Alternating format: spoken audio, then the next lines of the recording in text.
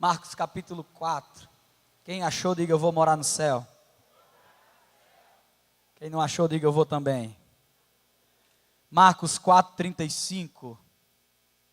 Deus tem uma palavra para você nesse lugar, amém? Impactados por Deus, é assim que a gente espera sair daqui desse lugar. Marcos capítulo 4, versículo 35, todos acharam? Diga amém. O som está perfeito, irmãos. Glória a Deus. Naquele dia, sendo já tarde, disse-lhe Jesus: passemos para outra margem. E eles, despedindo a multidão, o levaram assim como estava no barco, e outros barcos o seguiram. Ora, levantou-se grande temporal de vento, e as ondas se arremessavam contra o barco, de modo que o mesmo já estava a encher-se de água. E Jesus estava na popa, dormindo sobre o travesseiro. Eles os despertaram e lhe disseram: Mestre, não te importas que perecemos? E ele, despertando, repreendeu o vento e disse-lhe ao mar: acalma-te, emudece. O vento se aquietou e fez-se grande bonança. Então lhe disse: por que sois assim tímidos? Como é que não tendes fé? E eles, possuídos de grande temor, diziam uns aos outros: quem é este que até o vento e o mar lhes obedecem? Vamos repetir o final do versículo 41. Quem é este que até o vento e o mar, mais uma vez, quem é este que até o vento e o mar lhes obedecem? Curva sua cabeça em nome de Jesus. Senhor, eu entrego a Ti, Pai amado, esse momento. Fala conosco, Senhor. A estrela que brilha aqui nessa igreja é o Senhor, Jesus. Meu Deus, aqui não tem ninguém maior nem menor, Pai, somos todos iguais. Da porta para fora temos diversas atividades, juízes, policial, mas da porta para dentro somos todos servos, Pai, de um único Senhor e Salvador Jesus Cristo. Então fala conosco ao nosso coração, Pai. Nós queremos sair daqui transbordando, Senhor amado, a Tua graça. É o que eu quero te pedir, em nome de Jesus. E quem concorda, diga amém. Se assente com sua Bíblia aberta, irmãos. Nós vamos meditar um pouco nesse texto. Não vou demorar. Irmãos, é inevitável na nossa vida acontecer problemas. Eu tenho certeza que se eu perguntar aqui para alguém se tem algum problema na sua vida, com certeza todos irão levantar as mãos, porque na nossa vida nós não passamos por ela sem que haja um problema. Alguns com problemas financeiros, outros com problemas conjugais, outros com problemas espirituais, outros com problemas acadêmicos, e N aí vão os problemas. Mas eu tenho algo para falar. Quando eu li o tema, o Senhor logo me trouxe essa mensagem à mente. Eu tenho certeza que Deus Ele quer falar conosco aqui nesse lugar. A verdade é que esse dia que Jesus fala isso, esse acontecimento, antecede um dia muito cansativo para Jesus. Se você for ler o capítulo 4 inteiro do livro de Marcos, você vai perceber que Jesus, ele passa o dia todo ensinando parábolas sobre o reino de Deus. Durante todos os dias, o Senhor, ele reunia o povo e começou ali a ensinar parábolas. E entre uma parábola que ele ensina, ele fala sobre fé, outra ele fala sobre semeadura, outra ele diz que não se pode esconder uma candeia, e aí por diante. E vai por mim, irmãos, ensinar dá trabalho, porque nem todos aprendem, nem todos escutam. Alguns fingem que não é nem com ele, alguns fingem que não está nem na aula. Ensinar dá trabalho, é cansativo não só para a pessoa, não só para ter tempo de estudar para passar, mas também porque a gente, quando percebe que a outra pessoa não está com interesse de aprender, isso nos cansa. Jesus estava totalmente cansado. A Bíblia diz que depois de um dia inteiro de teorias, era hora de ir para a prática. Porque se nós gostamos de aprender na teoria, o Senhor também nos convida a participar da prática. Da porta para dentro é tudo teórico. Da porta para fora o Senhor quer que você coloque em prática aquilo que você aprendeu aqui dentro. Da porta para dentro, amar o irmão é a coisa mais linda do mundo. Da porta para fora o Senhor quer ver que você ame mesmo o seu irmão. Da porta para dentro você aprende a respeitar os mais velhos, a respeitar o homem, a respeitar a mulher. Mas da porta para fora o Senhor quer ver esse respeito em prática dentro da sua casa, tratando o seu esposo, tratando a sua esposa. Porque aqui é um ambiente teórico, mas já, quando terminar o culto, aqui 9h30, você e eu entraremos em uma prática, na direção, quando aquele carro nos corta, ou quando alguma coisa não acontece de bom na sua vida, é aí que nós temos que colocar em prática. Pois bem, irmãos, depois de um dia inteiro de teoria, chegou a hora de Jesus levar os discípulos para a prática. E não se preocupe, se você aprendeu algo na teoria, o Senhor, Ele te convida hoje para entrar na prática. Por quê, pastor Natan? Porque a teoria é linda, mas é na prática que você aprende de verdade. Já dizia o meu pai, filho, você está aprendendo aí no seminário, mas quando você pastorear o negócio é diferente. E a gente sempre acha que não é, né, pastor? Mas na verdade é. A prática sempre muda, a prática sempre nos molda, a prática sempre nos faz aprender a algo mais. E é isso que está acontecendo. Jesus tinha ensinado coisas que ele é poderoso na batalha. Se você for ver as parábolas, você vai ver que Jesus ele coloca o seu poder, dizendo que ele é poderoso em todas as áreas. Pois bem, irmãos, Jesus agora diz para os discípulos, vamos para o outro lado.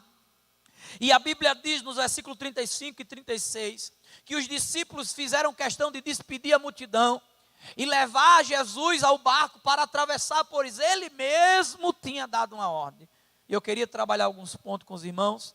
E o primeiro ponto que eu queria trabalhar com os irmãos é a tempestade da obediência. Muitas pessoas entram em uma tempestade porque desobedeceu. Foi assim com Jonas. Jonas não quis ir para Nínive pregar a palavra. Antes ele foi para Tarso, ao oposto. A Bíblia diz que Deus colocou uma tempestade, que fez com que o barco balançasse para um lado para o outro, até que os marinheiros jogassem a sorte, caíssem em Jonas e jogassem Jonas para fora do barco. Jonas é engolido por um peixe. Uma tempestade que é promovida por conta da desobediência. Mas o que eu quero trabalhar com você hoje é uma tempestade que o Senhor manda, não porque nós desobedecemos, mas justamente porque nós obedecemos. Ora, os discípulos estavam obedecendo uma voz de Jesus. Vamos para o outro lado. E nesse interim acontece uma tempestade. Eu quero dizer para você hoje que as tempestades na nossa vida não acontece só quando nós desobedecemos, não. Existe tempestade que mesmo nós em obediência, mesmo nós andando em integridade, elas vão acontecer para que eu e vocês sejamos provados pela palavra de Deus. E essa é o pior tipo de tempestade. Porque se nós estamos em desobediência e acontece uma tempestade, nós mesmos temos o raciocínio de perceber, irmão. O sangue de Jesus tem poder. Sai. A tempestade da desobediência, a gente percebe rápido. Não, isso aqui está acontecendo porque eu estou em pecado. Não, isso aqui está acontecendo porque eu fiz isso. Mas quando a gente está obedecendo, a gente fica procurando respostas. Deus, por que está acontecendo comigo? Senhor, por que essa tempestade nessa hora? E Deus manda eu te dizer nesse lugar, é para provar a tua fé, é para testar o teu conhecimento, é para testar a tua intimidade com o Senhor. Você crê nisso em nome de Jesus? Irmãos, a Bíblia diz que do dia para a noite, em uma semana, Jó perde todo o seu patrimônio. Jó perde 10 filhos no mesmo dia. Jó fica enfermo da sola dos pés à planta da cabeça. De maneira que as úlceras eram tão grandes e coçava tanto que ele pegava cacos de telha para se coçar. Os amigos de Jó vão visitar ele. E quando chega, a Bíblia diz que eles ficaram uma semana sem falar nada. De tão horrível estava a situação de Jó. Está escrito na Bíblia que Jó deitado, os amigos, 3 amigos pararam e ficaram vendo aquela situação. A situação era tão deplorável que a Bíblia diz que eles ficaram uma semana sem falar nada. No 8º dia, quando eles foram se pronunciar, adivinha o que foi que eles falou? Jó, nós chegamos à conclusão que você está em pecado. Mas a Bíblia diz que Jó era um homem íntegro, justo e fiel. Aquela tempestade na vida de Jó, na verdade, não era pela sua desobediência, mas era justamente porque ele era obediente à palavra de Deus. A obediência não vai te isentar das responsabilidades. A obediência não vai te isentar das tempestades diárias da nossa vida. Não, pastor, eu dou o dízimo, eu venho para a igreja, eu amo minha esposa, eu honro minha esposa, eu cuido dos meus filhos, eu faço a minha devocional todo dia de manhã. Muito bem, você é um bom candidato para Deus colocar você no meio de uma grande tempestade. E nem por isso ele é ruim, pelo contrário. É nas tempestades que nós nos aproximamos do Senhor. E Deus está dizendo para você, filho, quando eu quero impactar alguém, eu levo ele para uma grande tempestade. Quando eu quero impressionar alguém, eu fecho as portas. Quando eu quero fazer com que aquela pessoa acredite em mim, seja impactada pelo meu poder, o médico assina atestado de óbito e eu ressuscito depois de 4 dias morto. Quem quer um milagre aqui em nome de Jesus? Se você quer um milagre, espere as coisas piorarem. Porque milagre só acontece na impossibilidade. Quando a tampa do caixão fecha, quando o médico diz não tem mais jeito, quando o juiz assina um atestado de 50 anos de prisão, é quando Deus sopra do céu e diz assim, é hora de eu impactar o meu povo. Chegou a hora de eu mostrar o meu poder. Deus só impacta uma pessoa quando a panela está virada em cima da mesa. Está vendo a igreja aqui? Deus me mostra uma pessoa passando uma necessidade muito forte na área de alimento. E Deus está dizendo para você, eu vou impactar a sua vida. Espera, labassoreme, te aqui amando recia. Ei, irmão, deixa eu falar algo para você. As nossas obediências são pré-requisitos para Deus nos colocar em grandes adversidades. Nossa, como Deus é ruim, não. Paulo já dizia, a adversidade gera em nós esperança. Talvez se não fosse essa adversidade, você não estava de 3 horas da manhã de joelho falando com Jesus. Talvez se não fosse essa adversidade, você não vinha para o ciclo de oração de quarta-feira de manhã aqui na igreja. Deus está dizendo, nessa adversidade eu te coloquei para você se aproximar mais de mim, para você me conhecer mais de perto. Oh glória! Meu irmão, a obediência gerará em nós uma grande tempestade. Não, pastor, eu me converti, na televisão ensina que quando a gente se converte, a gente sai da igreja com um carro zerado e uma casa zerada. Você veio na igreja errada. Aqui no máximo que você vai sair é com uma cruz nas suas costas, carregando. Porque a Bíblia diz que aquele que quiser vir após mim, a si mesmo negue. Tome a sua cruz e siga-me. Irmão, nós estamos vivendo o último tempo da igreja. Quem crê, irmão, que é o último tempo da igreja? Já a igreja vai subir o céu, se rasgará ao meio e nós encontraremos com Jesus. E nos últimos tempos eu tenho percebido que Deus tem se utilizado de tempestade para fazer uma peneira dentro da igreja. Ei, meu irmão, Deus, Ele está te provando. E entenda que prova é diferente de tentação. Porque a finalidade da tentação é te destruir. E a Bíblia diz que Deus não tenta ninguém. A finalidade de uma tentação é te humilhar. A finalidade da tentação é deixar você mais baixo do que o poço. Mas a finalidade da aprovação é você ser aprovado. A finalidade da aprovação é Deus te honrar na terra. A finalidade da aprovação é você ter mais intimidade com Deus. Deus não tenta ninguém, mas Deus prova, amém? Amém, irmãos? O Deus que te dá a bênção é o Deus também que te prova na terra. Primeiro ponto que eu queria tratar é a tempestade da obediência. Segundo ponto, olhe para alguém que está do seu lado aí e diga assim, se segure. Não, fale como crente pentecostal, diga assim, se segure. Jesus vai falar com você. Ainda bem que eu já estou assim com o pastor Melquisedeque. A última vez que eu vim, eu segurei um foguinho, dei um azinho em casa. Mas hoje eu vou falar tudo que Jesus mandar aqui nesse lugar. Segundo ponto, ninguém se vitimiza perante Deus. Os discípulos viram a grande tempestade, correram para Jesus dormindo. Jesus, o Senhor não se importa conosco. Irmãos, perante Jesus não adianta esconder quem você é, quem eu sou. Perante Jesus Ele vai ver o que nós somos de verdade. Lá em Naum, capítulo 1, versículo 3, diz, Deus não terá o culpado por inocente, nem inocente por culpado. Tem muita gente que chega na igreja, Senhor, Tu és grande. Senhor, e dentro do seu coração cheio de mágoas, cheio de ódio. Você quer sair de uma grande tempestade, pare de se vitimar. Outro dia eu estava... Essas coisas não acontecem no Rio de Janeiro não, só lá no Nordeste. O rapaz pegava o microfone, só era para chorar. Eu cheguei para ele e disse: irmão, você sabia que a murmuração fez o povo de Israel ficar mais 38 anos andando no deserto? Deixa eu falar uma coisa para você, irmão. Quer sair dessa tempestade que nós estamos vivendo, de uma tempestade na sua vida? Chora aos pés do Senhor.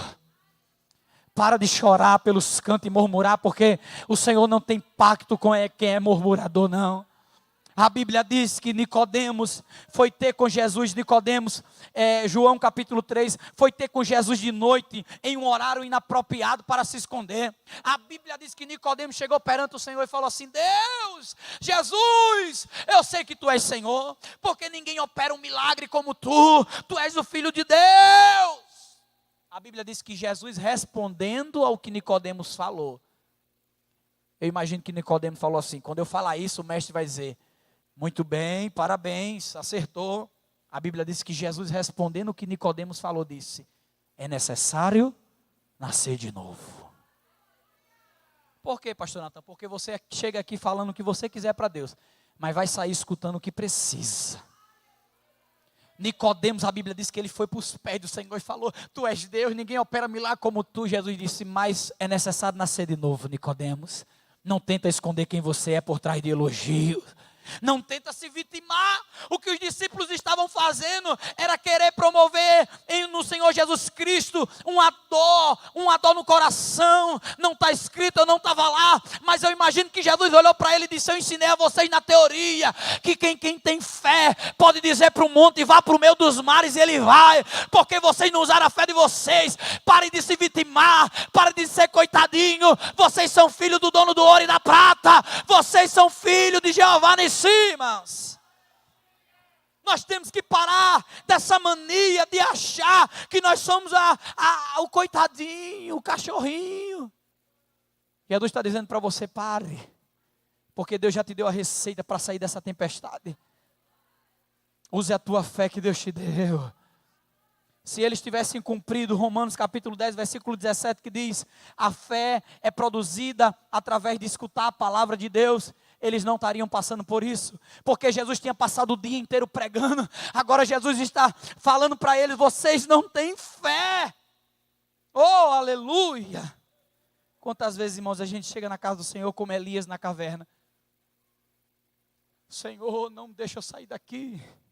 Porque, Elias, só sobrou eu, só tem eu, se eu não fizer, só eu lutando contra Jezabel, Acabe, o exército. A Bíblia diz que Deus olhou para ele: Elias, se levante. Só para você saber, você vai sair daqui e vai ungir 3 pessoas, que eu ainda tenho 3 fiéis. Eu imagino que ele olhou: só 3? Não, e mais 7.000 joelhos que não se dobraram a Baal. Meu irmão, não tente solucionar o problema para Deus, não. Deus sabe como faz, Deus sabe fazer milagre, amém, igreja? Às vezes a gente entra num período de oração, tentando dizer para Deus: Deus, faz assim, faz assado.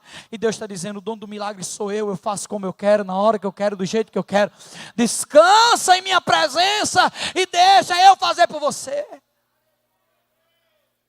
Os discípulos poderiam ter usado qualquer outra desculpa, irmãos. Mas deixa eu falar uma coisa para você. A incredulidade faz nos levar a questionar o amor de Jesus para com as nossas vidas.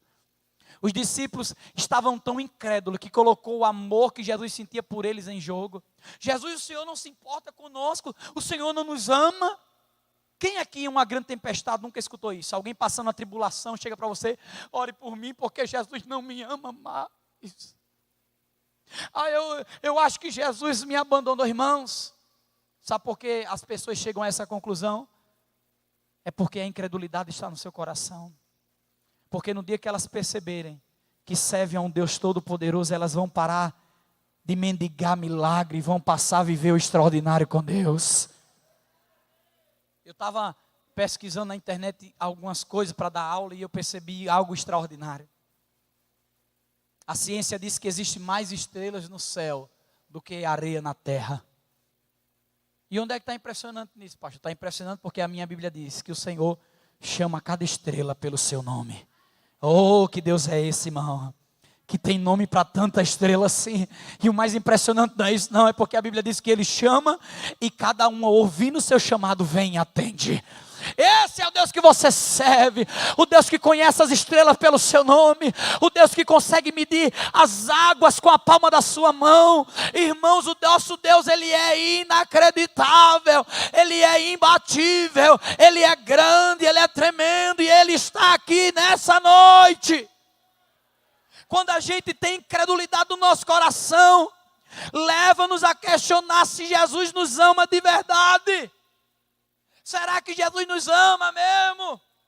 Foi esse os questionamentos dos discípulos, homens de Deus. Ah, Senhor, o Senhor não se importa conosco. O Senhor não está nem aí para a gente. Irmãos, em uma grande tempestade, coisas vai fazer com que eu e você chegamos para Deus e falamos: Senhor, o Senhor não está se importando conosco. Mas o Senhor está dizendo para você: filho, eu me importo. Na verdade, eu soltei você nessa tempestade para ver se você consegue se virar com a fé que eu te dei. Eu imagino que quando Pedro começou a afundar, Jesus: vamos, meu filho, vamos de volta para o barquinho, ficar naquele negocinho pequenininho, vamos. Você não consegue não, você ainda não sabe que eu sou dono do mar de tudo aqui. Se você quiser, você pode correr para lá, mas já que você não acredita, vamos. Você olhou para a força do vento, vamos voltar de novo para o barquinho e ficar na sua vidazinha de pescador. Deus está falando com você nessa noite: já saiu do barco, não volte mais não. Creia que essa tempestade o Senhor vai usar você para que ela venha parar. Oh, aleluia. O segundo ponto que eu queria tratar com os irmãos é a reprovados. Terceiro ponto, reprovados pela fé. Esse texto que a gente está lendo aqui, ele é gerido em cima de 3 perguntas. A primeira: Senhor, o Senhor não vai agir, o Senhor não tem misericórdia de nós. A segunda: o Senhor olha para ele e diz: vocês não têm fé? E é sobre isso que eu queria falar com vocês aqui rapidamente. Irmãos, a Bíblia diz que quando o vento e o mar estavam revoltos, Jesus olhou para o vento, olhou para o mar e disse: aquieta-te.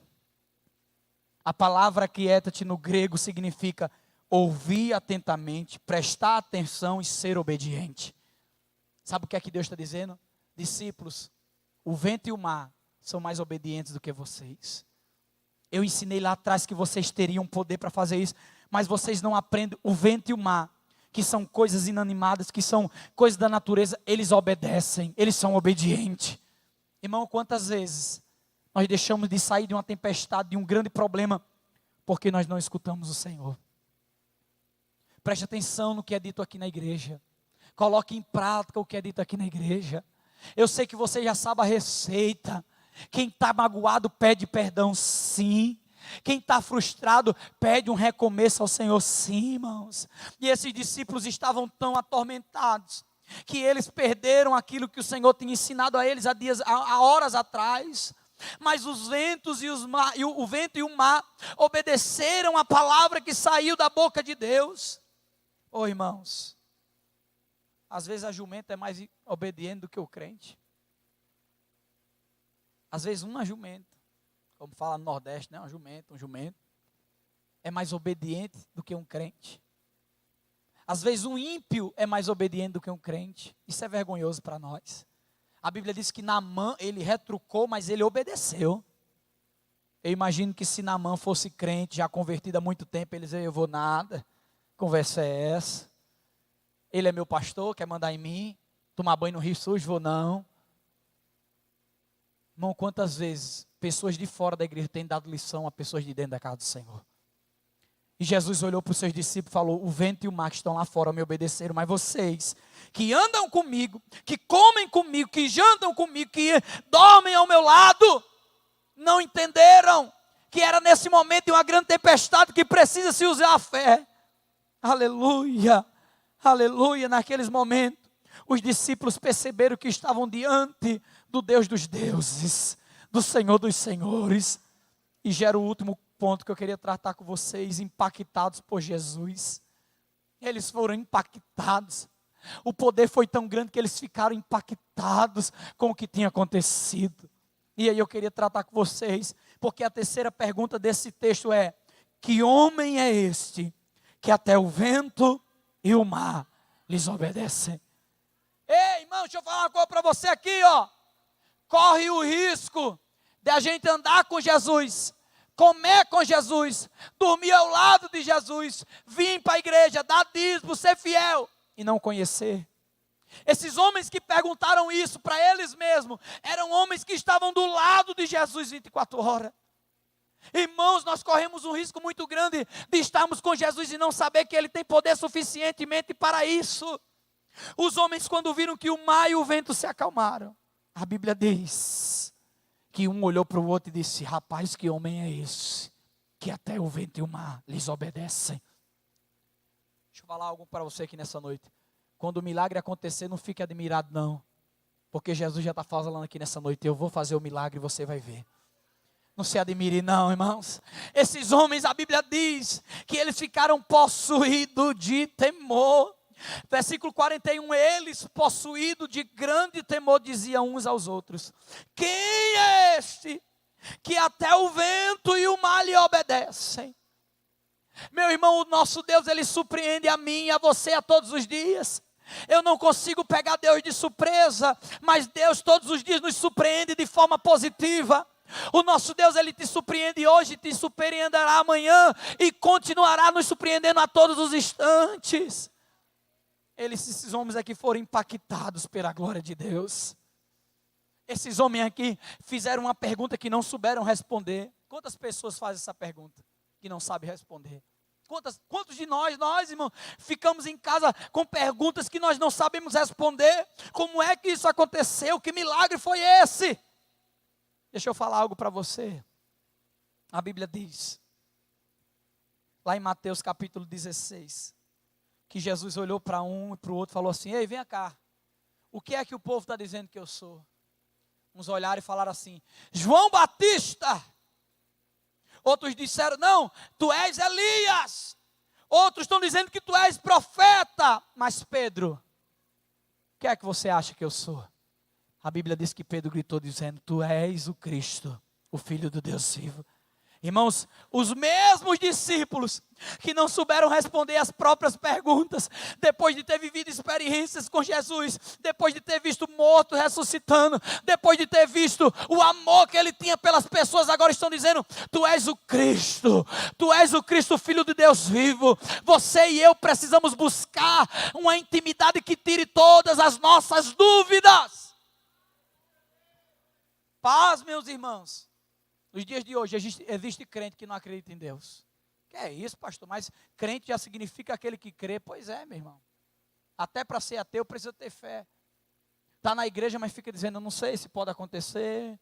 Meu irmão, deixa eu falar uma coisa para você. No mundo, antes você via o chão para colocar o pé. Aqui na igreja, você anda para depois Deus colocar o chão. Aqui a gente caminha através da fé.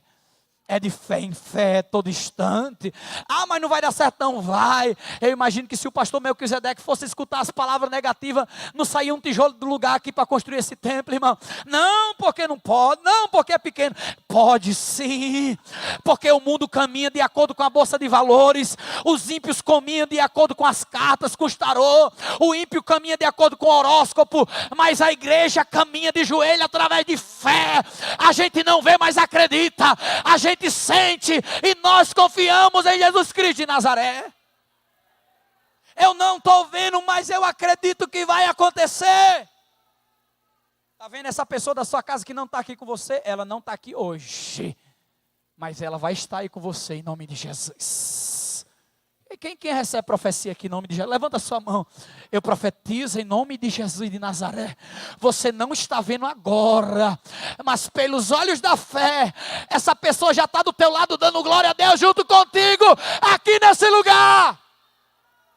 Alabará, sorebeca, sumindiante, orécia. Irmão, nós caminhamos através de fé. É pela fé que a gente caminha. A certeza do mundo é dinheiro, é banco, são coisas materiais. Mas a certeza do crente é confiar na palavra de Deus. Oh, lamanda racerebequécia. Oh, aleluia. Você anda através de fé. O que você faz hoje é pela fé. E deixa eu falar uma coisa para você que vai casar, que está com a dúvida, se vai comprar um carro não sabe. Todo tipo de dúvida é do diabo. Todo tipo de certeza é de Deus. Eu estou com dúvida no meu casamento. Seu caso, não case. Porque o crente ele precisa ter certeza. Meu irmão, deixa eu falar algo para você em nome de Jesus. A fé é o firme fundamento das coisas que não se vê, mas daquilo que se espera. A fé é certeza. Se você tem certeza, vá em frente, mas se você não tem, retroceda e diga: Deus, eu dependo de Ti, faz por mim, Senhor. Nós estamos vivendo um tempo onde tem se acabado a fé no nosso meio. E Deus vai impactar as nossas vidas. Muito obrigado, profeta. Através de fé. Irmãos, eu sou de um tempo onde a gente subia o monte. E o pastor marcava na igreja, em frente à igreja para subir o monte. E começava a chover. E aí dizia: pastor, ora para a chuva acabar. Ele disse: para a chuva acabar não, que aqui no Nordeste chove 2 vezes no ano. Deixa a chuva acontecer. E a gente vai subir o monte? Não, a gente vai. Mas onde a gente vai passar, a chuva não vai cair. Que é isso, pastor? Que é isso o quê? Quem tem fé vem comigo. Aí o pastor saía, a gente saía atrás. E a chuva nem pegava em ninguém. Aleluia. Ei, irmãos. A Bíblia diz que o evangelho é loucura para o mundo. É verdade mesmo. A gente é louco mesmo. Mas deixa eu falar uma coisa a você. É melhor acreditar naquilo que Deus falou do que acreditar naquilo que você está pegando.